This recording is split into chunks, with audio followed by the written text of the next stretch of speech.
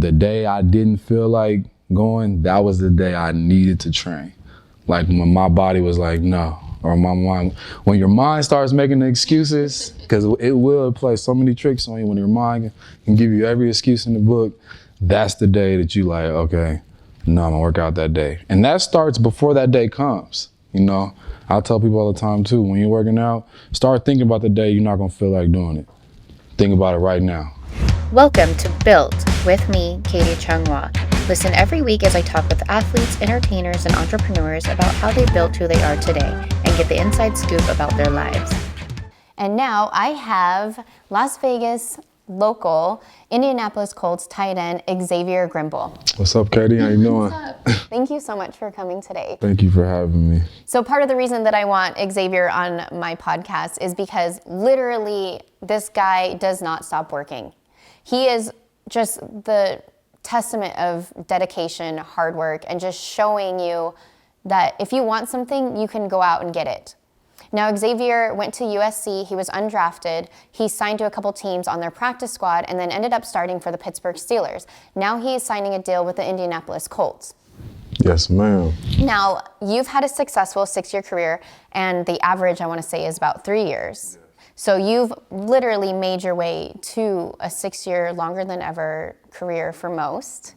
And I think that's a true testament to your work ethic. For sure. Along with your climb to the NFL, you've also had amazing physical transformation. I've seen your pictures coming out of USC, and then obviously now where you're just a crazy beast in the gym. What are some of the transitions that you've made or the changes that you made maybe from year one of being drafted till now? I think just the mentality of accepting your circumstance and where you are. When I came in undrafted, I didn't really know what to expect. I didn't really know what undrafted mean. I didn't know what was attached to that role in the NFL. But once I kind of got in that role, I accepted what it was. And for me, I knew I was going to have to be a journeyman, a hardworking guy, a guy who's relentless, a guy who doesn't fold during adversity, because otherwise I wouldn't make it very long.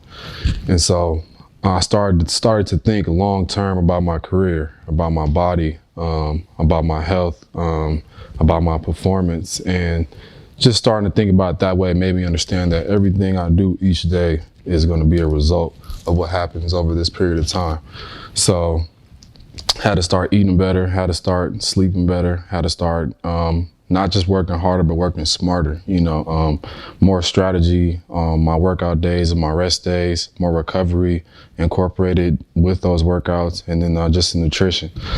Full scale, man, you have to do, it's a 24/7 job, I think of it. When you're an athlete, you're trying to be the best, you're trying to be the best for as long as you can be, and our bodies, they're gonna break down at some point. So we try to aid that with recovery and working out. Literally every time I'm on social media, it's like a video of you just killing it, whether it be like running sprints, agility, or lifting 1,000,000 pounds. Yeah, I mean, social media is funny. Like for me, I kind of use it like an accountability tool. Everyone already looks at it. They're already looking, to see what guys are doing, what kind of workouts you're doing. But for over the years, a lot of people that I don't know, fans, friends, random people, I've reached out, and we have small conversations about workouts or what they're doing versus what I'm doing, what works versus what doesn't work. And for me, it's kind of just something that keeps me going. I like to inspire people, and I get inspired by other people as well. So I stopped looking at it as a negative thing, and I just started to, just use it for what I can,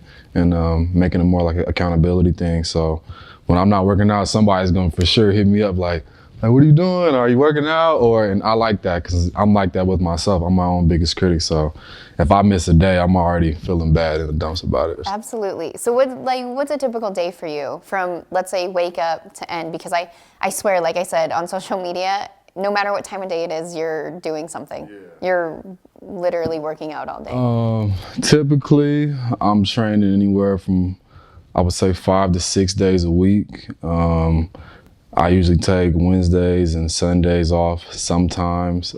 Sometimes I'm feeling so good on Wednesday, I'll go do some running or do some more specialty work, like more football stuff. I usually go 5 to 6 days a week, take 2 days off. In those days, I do like maybe some yoga, recovery, swimming, or, cold tubs, hot tubs, sauna. For like big lift days, so probably like 2 big arm days, 2 big leg days, and then 2 like dynamic arms and dynamic legs.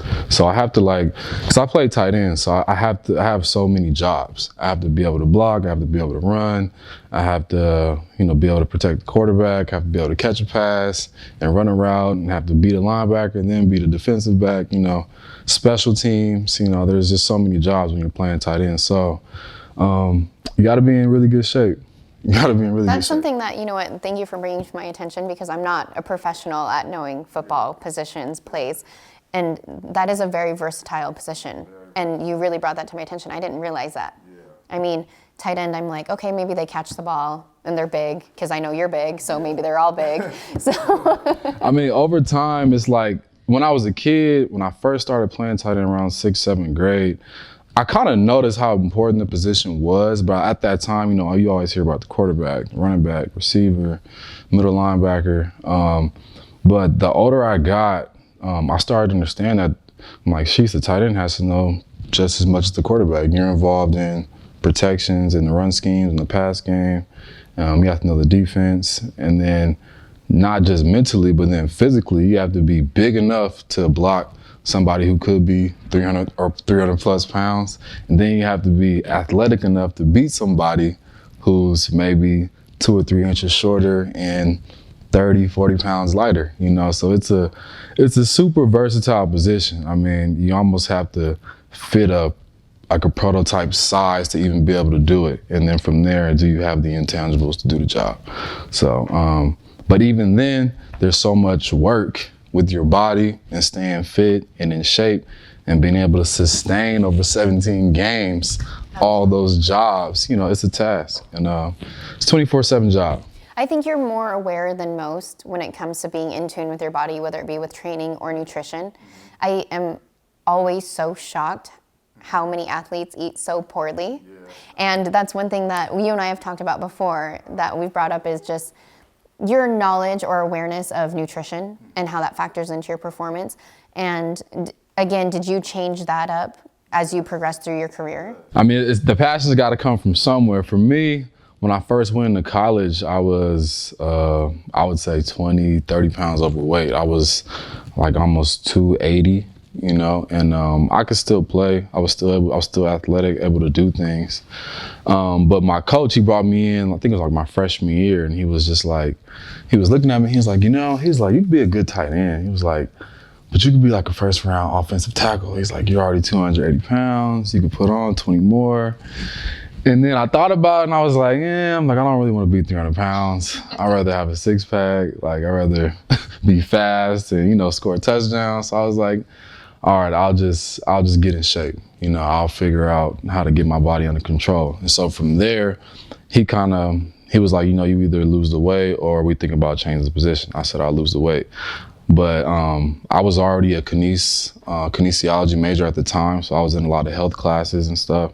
So I just started paying attention more, so I was actually going to school with a purpose, like I'm trying to lose weight and I'm in the physical education classes. So I lost like 25 pounds in like 2 weeks. Wow. Yeah, like I just cut the carbs, sugar, a lot more water, lean protein and vegetables on a college payment plan, doing the best I could, but even not having that much money at that time just taught me how to maneuver, how to go to a fast food restaurant and get the grilled chicken instead of the fried chicken. Like when you're feeding your body that food, you feel the difference. Way different. And I try to tell people, I'm like, you're great. You could be greater. And honestly, the best athletes I've come across, they eat well. And if they were well compensated, they almost pay a professional to feed them, So you can't beat it. I mean, it's no secret to it. The nutrition is the best part of the game. You got to do it. Absolutely. I do want to circle back to your intense training, because I know that you played for the Pittsburgh Steelers and you got to play with James Harrison. And is there anything, like, did you get to know him? Did you get to train with him, learn anything from him? I mean, he's a beast. Yeah, he is. When I first got there, James was one of those guys, like, he's kind of intimidating. You know, obviously he's a big guy. I'm a undrafted guy. I didn't really just want to walk up on him and be like, oh, like show me everything, you know. But I'm a guy. I watch. You know, I take a liking to some people that you know you should admire. You know, he's played the game for a long time. He was also an undrafted player. You know, he's made it through a lot of adversity and became a really good player. You know, Super Bowl MVP, I think, or something like that, or all the stats. You know, everybody knows him.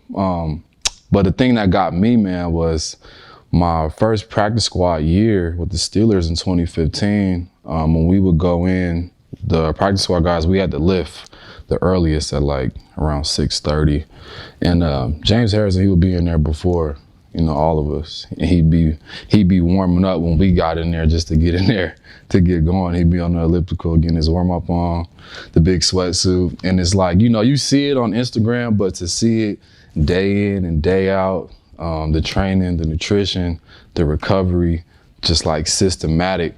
It's just no secret to it, you know. But when you see it like that, that makes you, for me, it made me feel like, you know, anybody could do it if they're willing. You know, if you're willing to, you know, wake up, you know, with that passion, with that purpose to push your body to the limit in every way possible. And I think that's just what I learned from just watching him. He didn't have to say much. I mean, over the years, we became good friends, and I've talked with him and spent some time with him. But just from watching him, man, just that old school dedication, just the same plan, sticking to it, pushing yourself, trying to get better, trying to get stronger, you know, seeing how far you can really go. Like, don't put a limit on it, you know, no ceilings. So let's see how far you can push yourself. And that's why people love football. That's why I love training, you know. It's why people love life, I feel like. Absolutely. I think that you really have put together such a well-working machine as for you. Like, you found all the right pieces, and you have the right mentality. And what would be something that you would want to give advice to someone that wants to maybe play college or possibly in the NFL? I would say, I'll take a phrase I think we used to use on the team when I was on the Steelers. It was decide once. You know, I feel like we all have these internal battles where you're deciding to do something, deciding to be dedicated, deciding to be accountable, to show up. I would say, you know, write that plan down. You know, visualize it, see where you want to be, keep those goals and desires close to your heart, and then decide one time that I'm going to do everything necessary to get to where I want to be. And you have to keep that going every day. Yeah, some days you're not going to feel good. Some days you ain't gonna want to do it. You ain't going to have the energy. You're going to be sore. But decide one time that that's what you want. So no matter what, you know, comes in between that, you're still going to be working towards that. And even if you have to divert some type of way, you're going to make a way for your goals to get taken care of or get done, you know. It's a huge separation between people when you do something when you don't want to do it. Yes. And I think that right there can define someone. It's like training. I tell people all the time, like, especially when you're really starting to train. I remember I was seeing something on Muhammad Ali. He was doing sit-ups, and he used to say he didn't start counting until it got hard, or until, you know, he started to feel the pain. He's like, because that's when you're really working against yourself. And that was so big to me. That always stuck with me. So like when I would say 2015, 14, when I was struggling, trying to make the team on the practice squads and stuff, that's how I would train. Like when I would get tired, I'd be like, all right, now it's time to go hard. Or the day I didn't feel like going, that was the day I needed to train. Like when my body was like, no, or my mind, when your mind starts making the excuses, because it will play so many tricks on you when your mind can give you every excuse in the book, that's the day that you like, okay, no, I'm gonna work out that day. And that starts before that day comes, you know? I tell people all the time too, when you're working out, start thinking about the day you're not gonna feel like doing it. Think about it right now. I really like your outlook on life and just kind of your mindset. You should be a life coach. I think so. I thought about it. It's crazy you said that. Some people have mentioned it to me. It's something I feel like I'm kind of working on, but I know that when I cross over and do that, I want to be, I know I'll never be perfect, but I want to be in a state where, you know, I'm just hitting all my goals and got a good flow, going. I think you're very intimidating to look at. I remember the first time I met you, I'm like, oh, that guy's so big. And you came and gave me a big hug, and you're like, oh, I'm a hugger. And so you have this like calm demeanor about you, which I also think goes hand in hand with kind of your mindset. And I know that you're also very aware that football doesn't last forever. And that's another thing that a lot of athletes don't really look that far into the future. And, like I said earlier, is I think the typical, for your position, the typical length of a career is only 3 years. And so once you are done with football, what is something that you're trying to transition into? Business, of course, like entrepreneurship. But other than that, giving back, inspiring. Right now, I like to just use my strengths. I can speak to you about football. I can speak to you about overcoming adversity and just going through rough things and, being persistent and relentless. Like, those are some of my strengths that I like to give back and inspire people. So right now, it'd be somewhere in training or entrepreneurship, something like that. I think you do really well. I think so too. I think you're going to succeed at anything you do. Yes, that's my mindset. I've played football for this long. I'm 27 now. I just take the good things I gain from it, and it's a lot of lessons in like teamwork and adversity and just never too high, never too low, and learning how to maintain this like neutral way to go through things, because life is, we all know things happen. Things happen fast, but that's football, that's the game. Like, things happen that you can't control on the snap of an eye, and you have to process it and let it go and move forward. And I take that from football, and that's how I go with life. Like, when I can't control something and something hits me or it happens, there's nothing I can do. I process it, reflect on it, and don't stay on it too long and move on. Next thing, next play, as we say. I think, and that's great that you point that out, because I'm such an advocate of getting kids into team sports. Yes. If it's not team sports, some sort of sport, because it translates so well into real life. Not only do you have to play with people that you may or may not like, but you have to find a way to come together to reach a goal together. And then, like you said, things happen, a wrench gets thrown in, you get injured, you have to continue, you have to fight through that. Things like that happen in life every day. And so it builds you up. Let's say you don't play in the NFL, you just play in college. It builds you up and it sets you up for success to go out there and really be who you want to be and achieve what you want to achieve. Exactly. And I feel like from football, I don't feel like I would be uncomfortable working in a workforce, because I'm already used to working with a team.